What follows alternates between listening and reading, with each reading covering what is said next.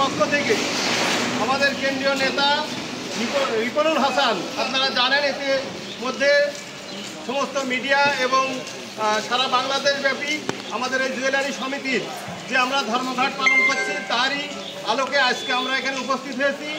আমাদের তিনি একটা পরিষ্কার পরিচ্ছন্ন নেতা, আপনারা জানেন রিপনুল হাসান, তিনি বাংলাদেশ জুয়েলারি সমিতির প্রেসিডিয়াম সদস্য। তিনাকে অবৈধভাবে কালকে গ্রেপ্তার করা হয়েছে। আমরা চাই তিনার নিঃশর্তভাবে তাদের মুক্তি দেন এবং আমাদের এই জুয়েলারি সমিতি বাদুশকে যাতে সরকার এর দিকে লক্ষ্য রাখেন এবং আমাদের এই প্রতিষ্ঠানকে সঠিকভাবে আমরা পরিচালনা করতে পারি, সেই ব্যাপারে আমরা সরকারের কাছে আহ্বান জানাই।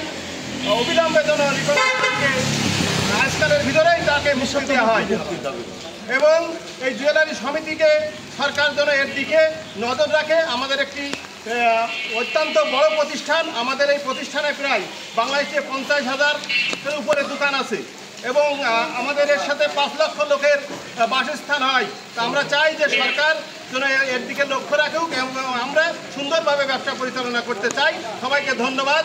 এবার আপনাদের সামনে সংক্ষিপ্ত আলোচনা করবেন, বক্তব্য রাখবেন বাংলাদেশ জুয়েলারি সমিতির ঝিনাইদহ জেলার সম্মানিত সভাপতি। ফাটা বরফ দে এটা হা